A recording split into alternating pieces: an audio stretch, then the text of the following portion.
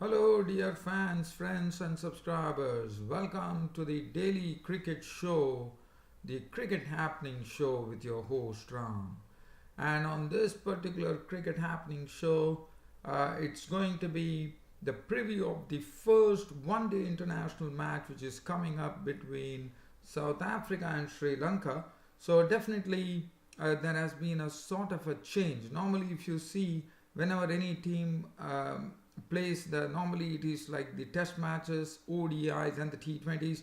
Now, I think it's the first time that we are seeing that the T20s are going to be were played first, where Sri Lanka won it in a handsome manner when they won the final T20, and now the focus will be shifting on to the one-day internationals as the first of the ODIs starts tomorrow at Port Elizabeth. So I'll be actually doing a preview of the first ODI that is coming up, and also we have a lot of cricket news to share, which I'll be talking about as we go along on this daily cricket show today. So first, let's start with the preview of this South African team, South Africa versus Sri Lanka, which is going to be played at Port Elizabeth. As far as South Africa are concerned, now the good thing is that we have already seen that AB de Villiers played in that last T20 and he contributed as well, even though he finished on the losing side. And South Africa, to me, is back into business here with the first ODI starting tomorrow, and AB de Villiers is the one who's going to captain. So not only is AB de Villiers a wonderful captain, but one knows what a destructive player he is when it comes to any limited formats or any form of the game. So the opening will be from Quinton de Kock and Hashim Amla. Hashim Amla, after struggling in the series against Sri Lanka, definitely hit his straps. And Quinton de Kock, who is also a very, very good one-day specialist opener, and I think Quinton de Kock and Hashim Amla would be expected to really provide a terrific start as far as the opening slot goes. Du Plessis, after holding the captaincy reins for quite a long time and getting a lot of experience, now will be the deputy to AB de Villiers, as AB de Villiers will be the one who will be captaining the side. And then they have JP Domini, who has found the old confidence. I would say he's found the newfound confidence as far as playing is concerned. David Miller, always a dangerous player, as we all know. Wayne Parnell has made his presence felt in the South African team now. Definitely he had a very tough day in the final T20, where not only did the other people grasp catches, he also grasped the catches of his own bowling. And the other good big factor is that Chris Morris is back. And Chris Morris, as you know, he was a $1 million IPL player, as you would all know. We're calling him the $1 million baby. And now Chris Morris is going to be an X factor, because he is someone who will be bowling very well with a very, very tight line, but also being an all-rounder. Whatever be the score, Sri Lanka has to definitely feel that the match ain't over, because this bloke Chris Morris can really take the game away from you very quickly with his batting.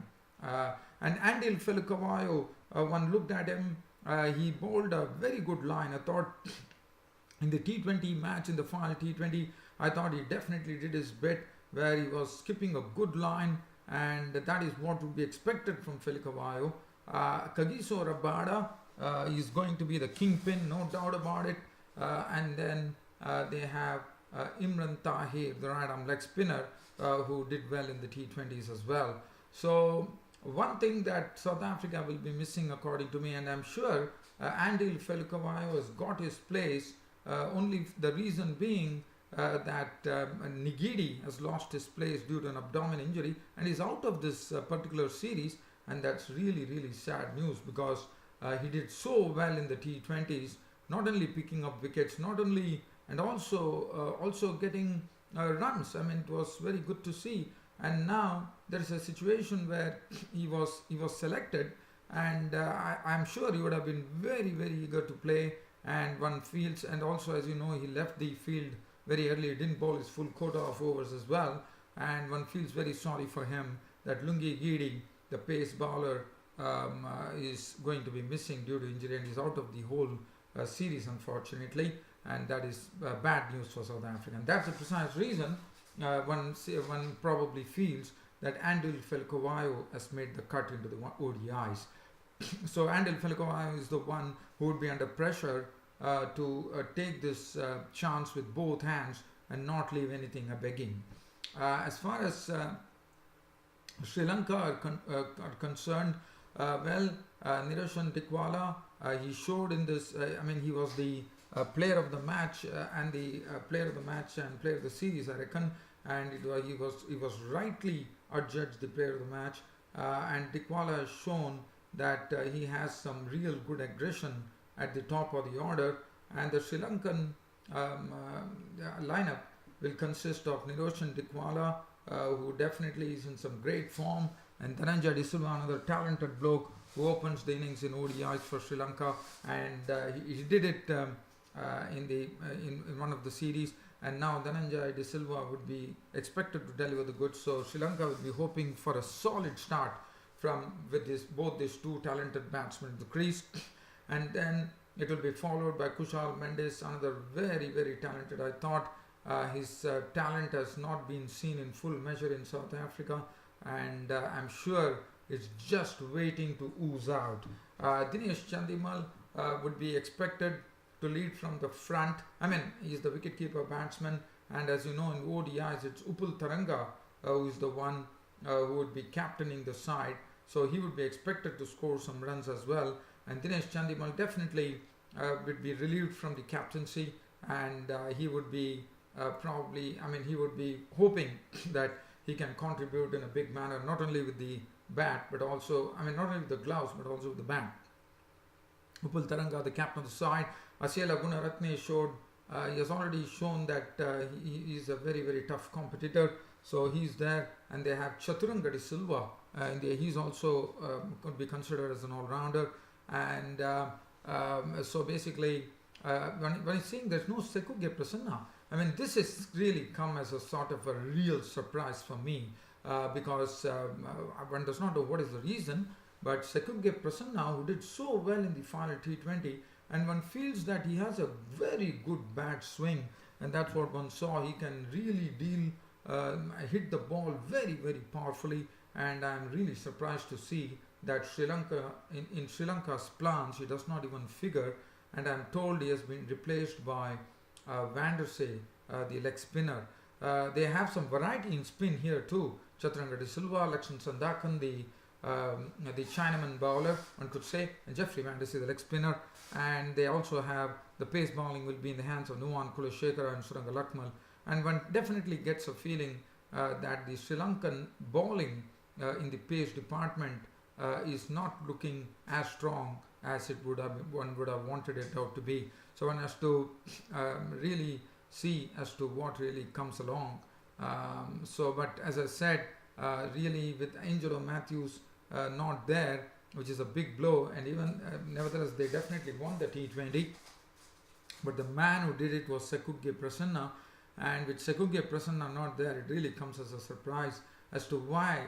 He's such a good player as far as the limited overs formats are concerned, and to not have Sekuge Prasanna, it really something that is beyond my imagination as to why Sekuge Prasanna does not figure in the one-day squad, which is his cup of tea. As far as the Port Elizabeth ground is concerned, I'm told it was, as you know, in the test matches they were left well grassed, but one is probably thinking that looking at the way Sri Lanka are going, including the spinners, it could really be something probably finishing on the slower side. But when if they finish on the slower side, I would say South Africa will have to really contend with the Sri Lankan spinners Sandakan, Van der Sey and Chaturanga De Silva. So that is as far as the preview goes. Now let's have a look at some cricket news. The cricket news, the first news that I would like to talk about is that the ICC ODI rankings, David Warner for the first time has broken the barrier and I'm sure he really deserves it because he scored 9 centuries in ODIs, and he has been ranked as the number one ODI batsman, and also the Pakistan player Babar Azam, who has been very, very consistent and also scored a century yesterday against Australia, has gone into the top 10, and that is good news for Babar Azam. West Indies have named a new coach, and his name is Stuart Law. Now, Stuart Law, one would remember, was a one-test wonder. After that, one never saw Stuart Law, and but he had scored heavily in the Australian domestic circuit, but unfortunately, and he's the one who has been named the West Indies cricket coach and he has been given a 2-year contract. And also, as you know, England will be embarking to the West Indies in the month of March, only to play 3 one-day internationals in the Caribbean, and England have decided to almost keep the same team that has actually come here to India, and Alex Hales, because of the injury, is ruled out of the West Indies ODI tour. And as you know, yesterday I told you that Australia seemed to have problems with the Steve Smith, the Australian captain, not going to be a part of the Chappell Hadley Trophy ODI series, which was a very big blow for Australia. And the news is that Matthew Wade is the one, with David Warner also being rested. Matthew Wade is the candidate. Matthew Wade is the one who would be captaining the side, the Chappell Hadley Trophy ODI series, and that would be a big responsibility, I thought, for Matthew Wade, the wicketkeeper batsman.